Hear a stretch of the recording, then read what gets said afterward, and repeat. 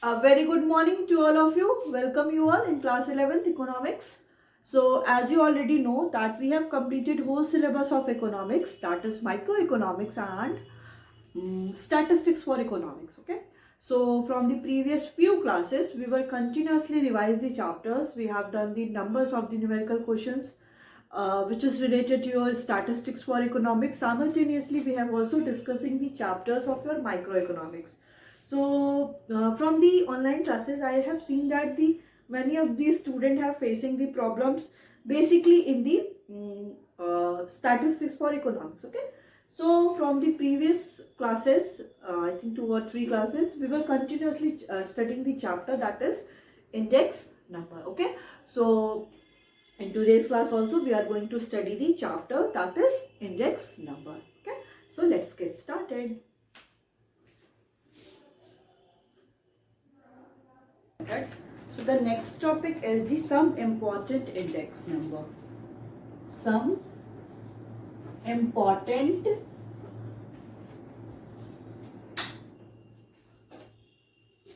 some important index number. Okay. So the following index number have been regularly published by the government and are used for determining the various policy measures. Okay.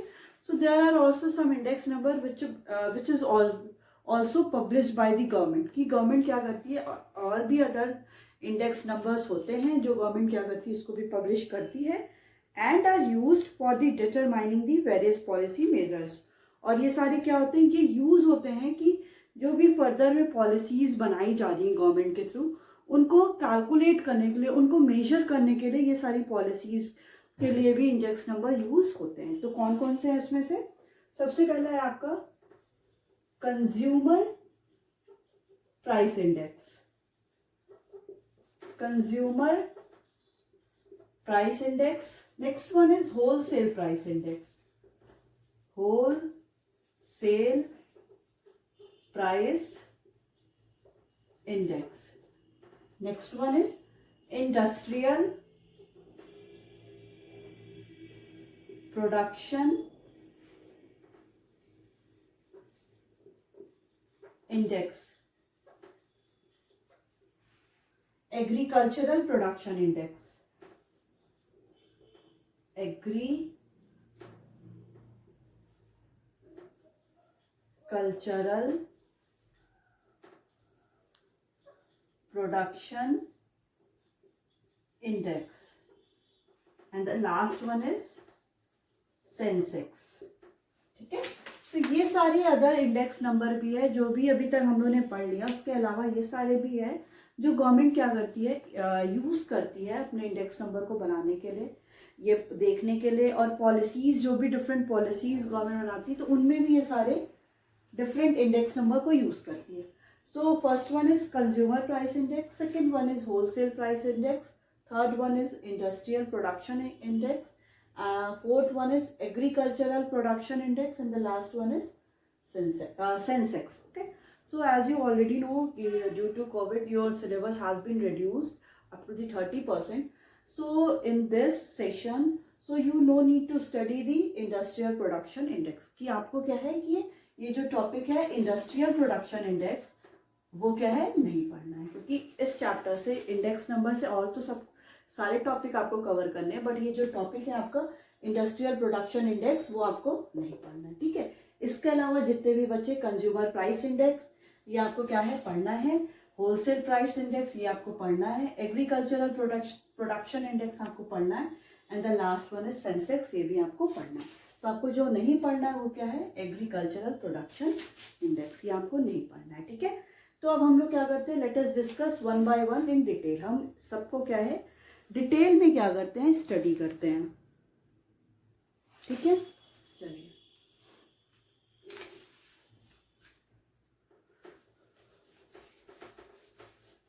So first one is consumer price index.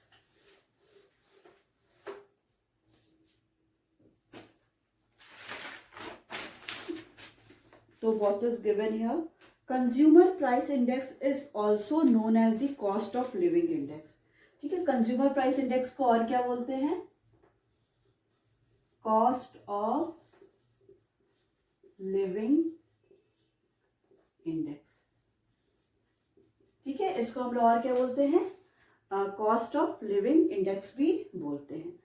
So which measures the average change in the retail price, जो क्या करता है ये change ये major करता है कि कितना रिटेल प्राइसेस में क्या हुआ है, चेंज हुआ है, प्राइस में कितना ज़्यादा चेंज हुआ है।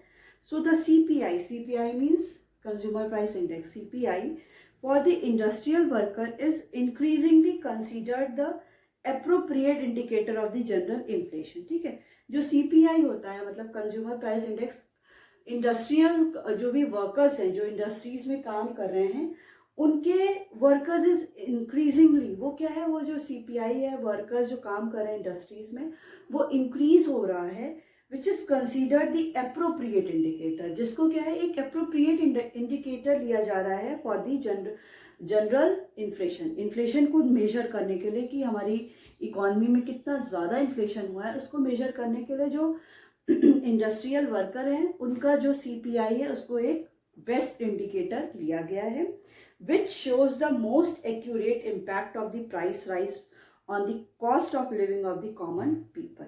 ये क्या शो करता है? ये एक्यूरेट प्राइस शो करता है कि जो कॉस्ट ऑफ लिविंग है, लोगों की कॉस्ट ऑफ लिविंग, मतलब कॉस्ट ऑफ लिविंग होने का मतलब क्या हुआ कि अगर हम क्या करें, अगर हम लोग लिव कर रहे हैं तो हमें कुछ कॉस्ट पे करना पड़ रहा है, हम कुछ एक्सपेंडिचर कर रहे हैं, तो उसी को क्या बोलते हैं? कॉस्ट ऑफ लिविंग इंडेक्स बोला जा रहा है।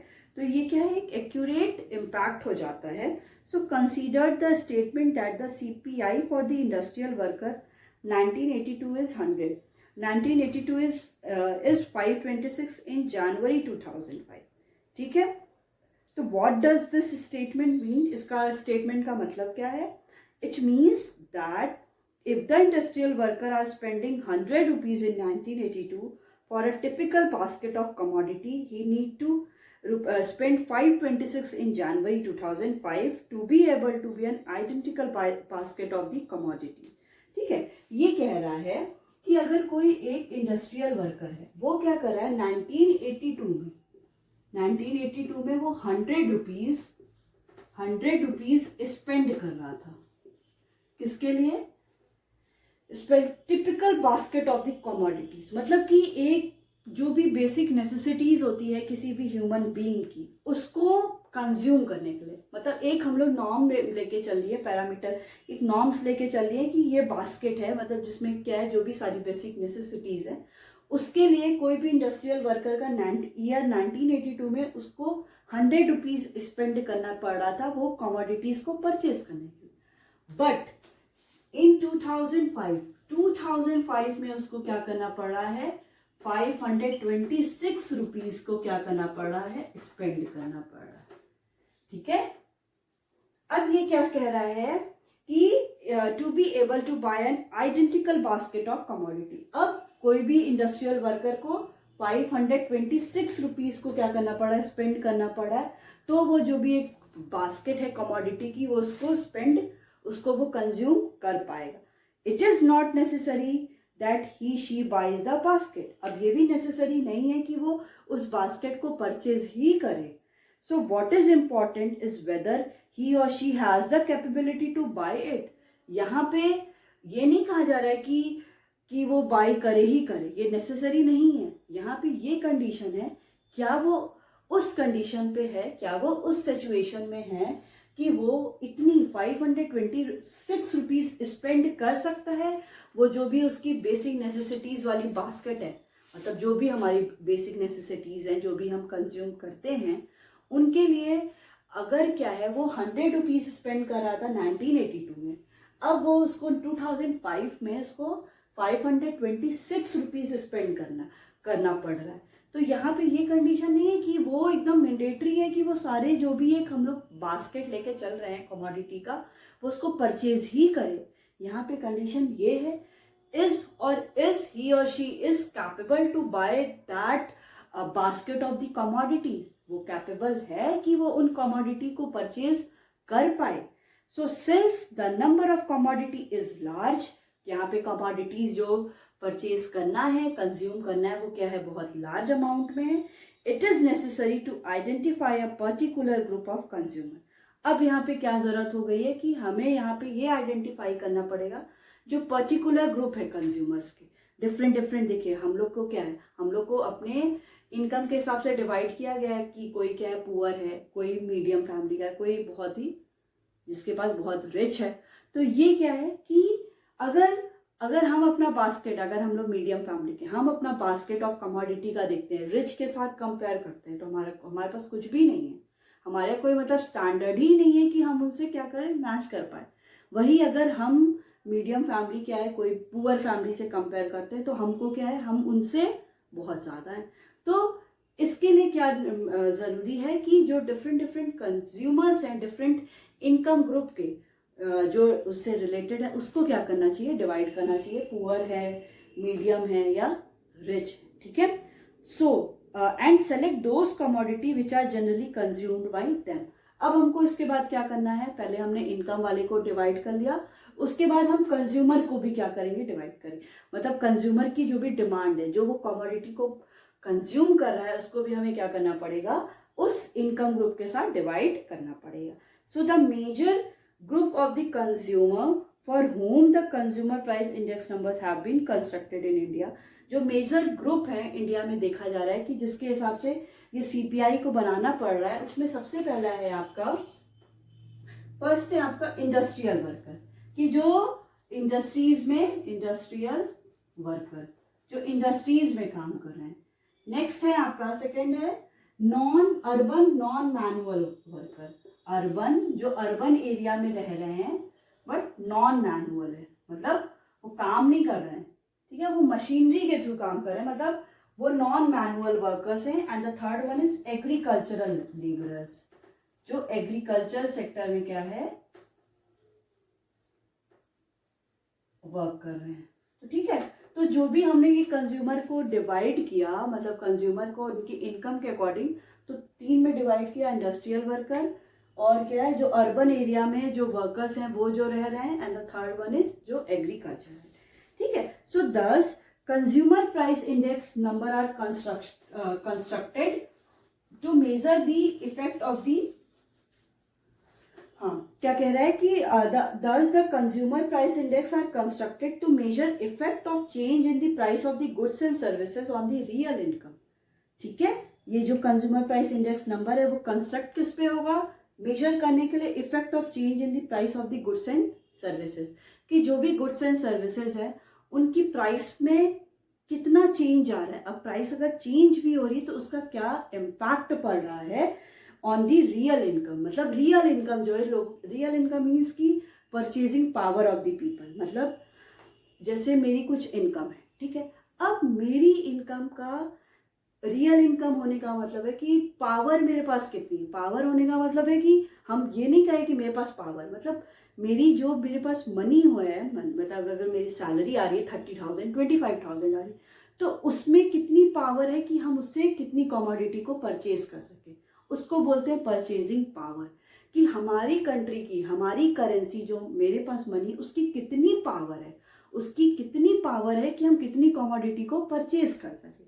ठीक है, during a given period of time which is related to the base year, कि किसी भी पीरियड ऑफ टाइम में जो रिलेट किससे कर रहा है, बेस ईयर से कर रहा है। ठीक है, so consumer price index reflect the effect of the increase और decrease of the prices on the cost of the living of the different classes of the people in a society। ठीक है, तो कंज्यूमर प्राइस इंडेक्स क्या करता है, reflect करता है effect of the increase और डिक्रीज ऑफ द प्राइस की, उसका क्या इफेक्ट हो रहा है कि इंक्रीज और डिक्रीज होने पे प्राइस में, on the cost of living पे of the different classes of the people in a society, की जो भी सोसाइटी में डिफरेंट क्लासेस हैं उस पर क्या इम्पैक्ट पड़ रहा है। ठीक है, तो नेक्स्ट यहाँ पे कह रहा है कि we need to prepare consumer price index.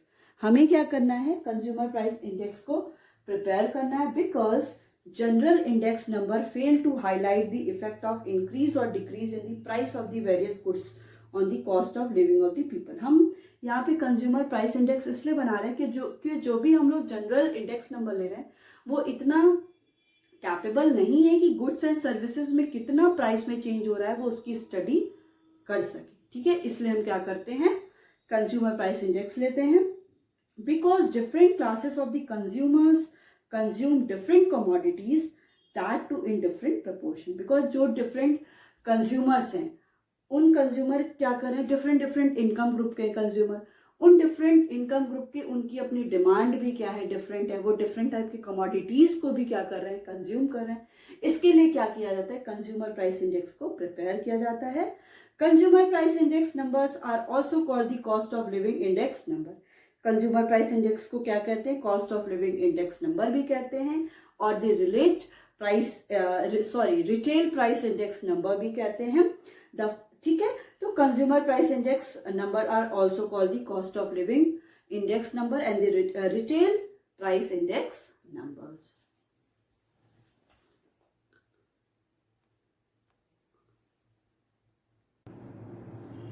Okay, now the next one is there are following steps are observed to construct the consumer price index. Okay, so there are further steps for the consumer price index.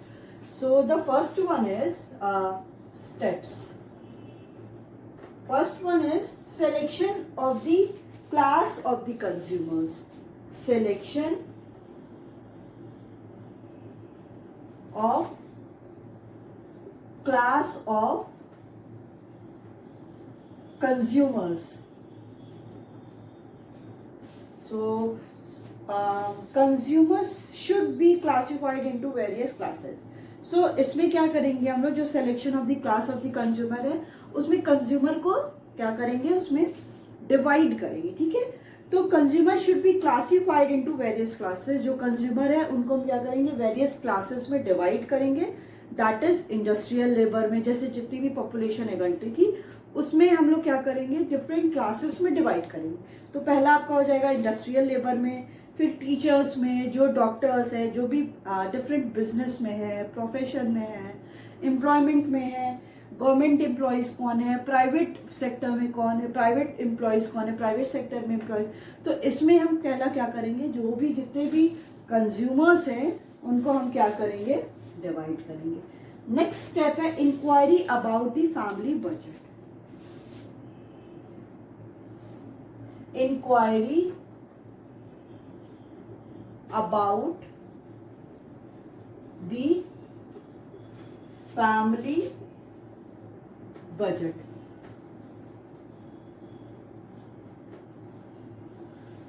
ठीक है, इसमें क्या कह रहा है, after selecting the class of people we need to conduct a family budget inquiry. ठीक है, जैसे ही हमने क्या कर लिया, जो पीपल है उनकी क्लास को आइडेंटिफाई कर लिया, फिर हमें क्या करना है, we need to conduct a family budget inquiry. हमको अब क्या करना है, फैमिली जो बजट है उसकी इंक्वायरी करना पड़ेगा।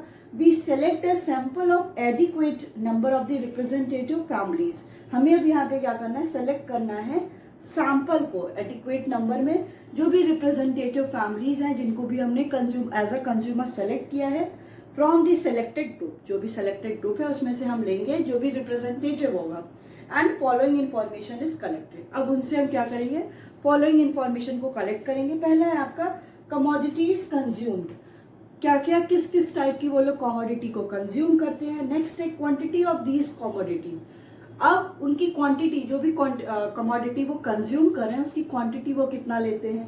Third one is price of these commodities. अब ये जो कमोडिटीज लिया है उसकी प्राइस कितनी है। And the last one is total expenditure incurred by the consumer. अब जो भी कंज्यूमर है उनका टोटल एक्सपेंडिचर कितना हो। तो ये सारी इंफॉर्मेशन हम लेंगे कि कौन सी वो कमोडिटी को ले रहे हैं, कमोडिटी की कितनी क्वांटिटी है, उन कमोडिटी की प्राइस कितना है, और उनका कोई भी मंथली अगर हम निकाल रहे हैं या ईयरली निकाल रहे हैं तो उनका टोटल एक्सपेंडिचर कितना हो रहा है। ठीक है, so items of the general consumption are divided into following categories. अब जो भी हम जनरल कंजप्शन का आइटम ले लिए हैं, अब हम उनको क्या करेंगे, फॉलोइंग कैटेगरी में डिवाइड करेंगे। पहला कि उनका फूड पे कितना एक्सपेंडिचर हो रहा है, क्लोथिंग पे कितना हो रहा है, मतलब उनके ड्रेसअप पे कितना हो रहा है, एजुकेशन पे उनका कितना ज्यादा एक्सपेंडिचर हो रहा है, हाउसिंग पे मतलब जो भी अगर वो हाउस पे रेंट पे कर रहे हैं तो वो कितना रेंट पे कर रहे हैं, फ्यूल एंड लाइटिंग, मतलब जो भी फ्यूल ले रहा है, पेट्रोल डीजल और भी कोई ऑयल यूज कर रहे हैं फ्यूल से एज अ फ्यूल, वो कितना लग रहा है। लाइटिंग मतलब इलेक्ट्रिसिटी का कितना वो लोग का कंजप्शन हो रहा है, एंड दी मिसलेनियस और अदर्स आइटम पे उनका कितना एक्सपेंडिचर हो रहा है। So each of the above is further sub divided into smaller group. अब इन सबको क्या करेंगे और स्मॉलर ग्रुप में डिवाइड करेंगे। एग्जाम्पल, फूड में भी divided into pulses, cereals, fruits, milk, vegetable. अब हम क्या ले लिया, हमने फ्रूट ले लिया कि उनका फ्रूट पे फूड पे कितना एक्सपेंड। अब फूड को भी हम फर्दर डिवाइड करेंगे कि वो कितना पल्स यूज कर रहे हैं, कितना राइस यूज कर रहे हैं, कितना अदर सीरियल्स यूज कर रहे हैं, उनका फ्रूट्स पे कितना एक्सपेंडिचर है, मिल्क पे कितना एक्सपेंडिचर है, ये हम आइडेंटिफाई करेंगे। थर्ड स्टेप है information about prices. Information about prices, ठीक है। अब नेक्स्ट है the retail price of the selected goods and services should be gathered from the area to which these consumer belongs, ठीक है। अब जो रिटेल प्राइस है, जो भी गुड्स को सेलेक्ट किया गया है, should be gathered from the area, उस एरिया में गैदर होना चाहिए जहां पे जिस एरिया से कंज्यूमर क्या करते हैं, बिलोंग करते हैं। So any discount should be taken into account. अगर वहां पे कोई डिस्काउंट दे रहा है, मतलब अगर कोई मेरे नेबर की कोई शॉप है, तो अगर जो इस पे स्टडी कर रहा है वो अगर मेरे को सेलेक्ट किया है कि हाँ इनका हमें कंज्यूमर का फैमिली बजट पे पढ़ना है कि प्राइस इंडेक्स पे कितना है, तो वो मेरा देखेगा कि मैं कौन कौन सी कमोडिटी कंज्यूम कर रही हूँ। फिर जो भी जहाँ से लोकेलिटी में मैं सामान परचेज करती हूँ, वहां से ये पता चलेगा कि ओवरऑल कितनी प्राइस वहां पे दे रहा है। अगर वो डिस्काउंट भी दे रहा है तो उसको भी हम लोग लेंगे। To ensure that retail prices are rightly collected, price quotation should be verified, कि जो भी रिटेल प्राइस है, जो रिटेलर प्राइस कर रहे हैं, जो हमने मतलब जो चेक करने के लिए लिया जा रहा है इंडेक्स नंबर के लिए, तो उसमें ये भी देखा जाता है price quotation should be verified. जो भी प्राइस का कोटेशन है, कितने की प्राइस है, कोई भी वो भी क्या किया जाता है, उसको भी वेरीफाई किया जाता है। नेक्स्ट है असाइनिंग वेटेज। असाइनिंग वेटेज,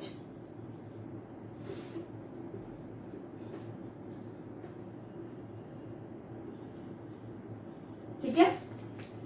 ये कह रहा है since different items have the different importance for the different sets of consumer, ठीक है। जितने भी डिफरेंट आइटम है उनकी डिफरेंट इंपॉर्टेंस भी है, as well as different set of consumer. मतलब मेरी क्या है, कोई भी कमोडिटी की डिमांड अलग हो सकती है और दूसरे की कोई भी कमोडिटी की जो एक्सपेक्टेशन है या उसकी डिमांड वो दूसरे के लिए अलग हो सकती है। तो कंज्यूमर के साथ भी ये वैरी करता है। So therefore item should be given weightage according to their relative importance.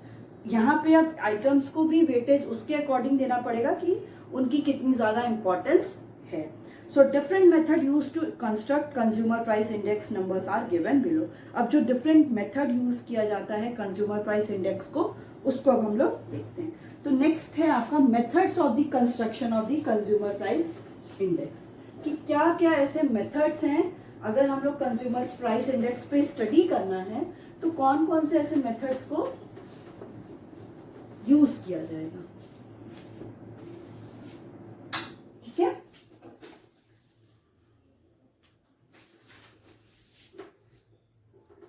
Methods, तो पहला है there are two methods of the construct consumer price index. Consumer price index को कंस्ट्रक्ट करने के लिए दो मेथड है। पहला है आपका aggregative expenditure method and the second one is family budget method. पहला आपका aggregative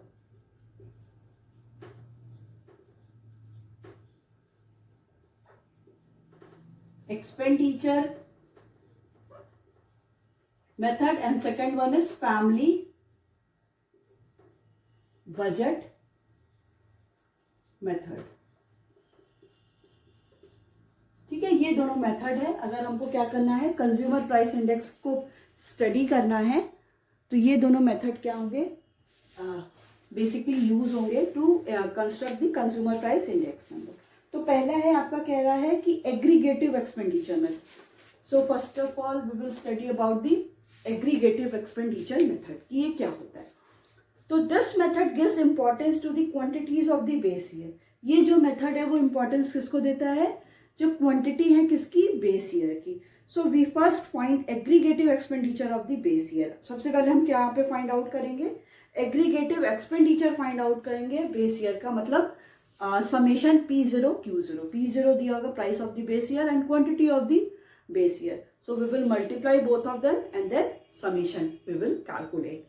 so then we find the aggregate expenditure of the current year. उसके बाद हम क्या करेंगे, एग्रीगेटिव एक्सपेंडिचर किसका फाइंड आउट करेंगे, करंट ईयर का, मतलब हम लोग किसका मल्टीप्लाई करेंगे, P1 और Q0, मतलब P1 means price of the current year and quantity of the base year, इसका हम लोग मल्टीप्लिकेशन करेंगे, फिर हम इसका समेशन निकालेंगे। So we apply the following formula. फिर अब हम उसके लिए फॉलोइंग फॉर्मूला को यूज करेंगे। P01 equal to P1 Q0 upon P0 Q0 into 100, ठीक है। समेशन लगा लीजिए। ये किसका फॉर्मूला हो गया आपका, एग्रीगेटिव एक्सपेंडिचर का, ठीक है। एग्रीगेटिव एक्सपेंडिचर का मेथड का फॉर्मूला क्या हो गया, P1 Q0 upon P0 Q0 into 100, ठीक है। ये आपका फॉर्मूला हो गया। So in simple words we use Laspeyres method. ये किसका फॉर्मूला है, लेस्पियर मेथड का है। नेक्स्ट आपको क्या कह रहा है, फैमिली बजट मेथड। इसमें क्या करना है, this method gives importance to the price relative. इसमें क्या है, इसके किसको इंपॉर्टेंस देता है, प्राइस रिलेटिव को देता है। The current year price means P1, current year price P1 is divided by the base year price. उसको हम क्या करेंगे, बेस ईयर प्राइस से डिवाइड करेंगे। Price of the current year divided by the price of the base year and then multiplied by 100। अब हम उसको क्या करेंगे, मल्टीप्लाई किससे करेंगे, 100 से। फैमिली बजट मतलब हम कैसे निकालेंगे, P1 अपॉन P0 इंटू 100, ठीक है। फिर देन वी कैलकुलेट वेट। फिर हम लोग नेक्स्ट स्टेप क्या करेंगे, ये हम लोग को R निकालते हैं, प्राइस रिलेटिव निकालते थे ना, P1 अपॉन P0 इंटू 100, ये निकालेंगे। फिर इसके बाद देन वी कैलकुलेट वेट। फिर अब हम लोग वेट कैलकुलेट करेंगे। वेट कैलकुलेट कैसे करते हैं, P0 Q0 multiplication of the price year, price of the base year to and quantity of the base year, ठीक है। फिर we apply the following formula. उसके बाद हम लोग वही फॉर्मूला यूज करेंगे, P01 equal to summation RW upon summation W। ये हम लोग फॉर्मूला यूज करेंगे, summation RW upon summation W। ये फॉर्मूला यूज करके हम लोग फैमिली बजट से कैलकुलेट करेंगे।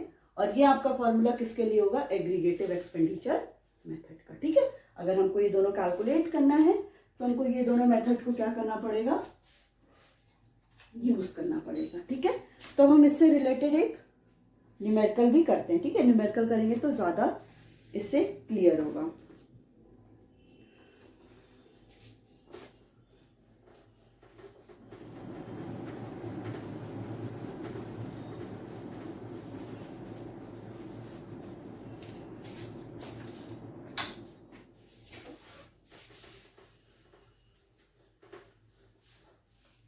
चलिए क्वेश्चन है, find the consumer price index और the cost of living index for the current year from the following data. हमें यहाँ पे क्या निकालना है, यहाँ पे हमें कैलकुलेट करना है consumer price index. Question, find consumer price index और कॉस्ट ऑफ लिविंग, इसको कॉस्ट ऑफ लिविंग भी बोलते हैं,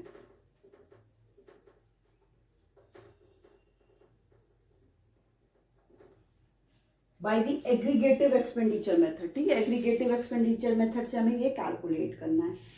तो इसमें क्या कह रहा है, commodity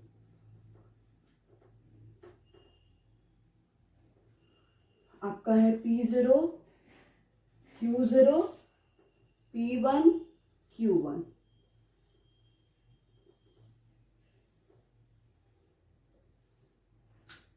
A B C D 2 5 4 2 10 12 20 15, P1 is 4 6 5 3, 5, 10, 15, 10। ठीक है, ये क्वेश्चन में आपके पास दिया है, आपको यहाँ पे क्या कैलकुलेट करना है, P1 Q0 P0 Q0। ठीक है, ये दोनों कैलकुलेट करिए, P1 Q0 और P0 Q0। मल्टीप्लीकेशन करेंगे आप किसका, P1 और Q0। 10 × 4 40। ये समझ में आ रहा है ना हम लोग क्या कर रहे हैं, इसमें हम लोग क्या कर रहे हैं, मल्टीप्लीकेशन किसका निकालना है हमको, यहाँ पे P1 यहाँ पे पास दिया हुआ है और Q0 दिया हुआ है, इनका दोनों का मल्टीप्लीकेशन। फिर यहाँ पे क्या कह रहा है, P0 और Q0, मतलब ये दोनों का मल्टीप्लीकेशन निकालना है। ठीक है, फिर आपका, ठीक है, अब यहाँ पे P0 निकालना है, ये दोनों मल्टीप्लीकेशन निकालना है। ये हो गया 20, 60, 80, 30।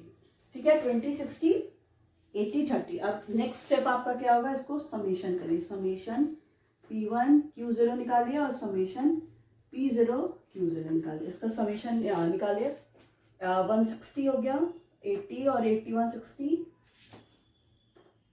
190 हो गया। ये करेंगे हम लोग,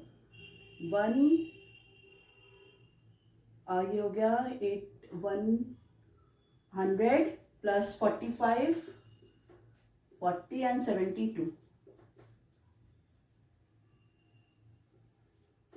257।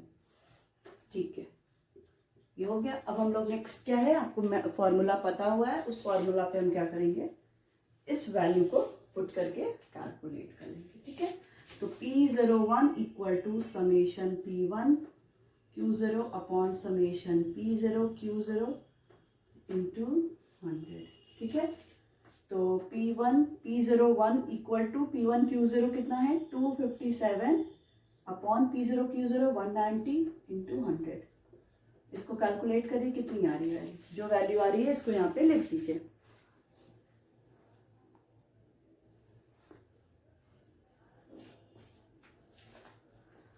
ठीक है, तो इसको हम लोग सॉल्व करेंगे तो इसकी वैल्यू आएगी 135.26। ठीक है, सिंपल सा है, कोई कॉम्प्लिकेशन नहीं है, आपके पास फॉर्मूला है, कैसे कैलकुलेट करना है वो सब कुछ आपके सामने है, बस यहाँ पे वैल्यू रख के आप उसको सॉल्व करें।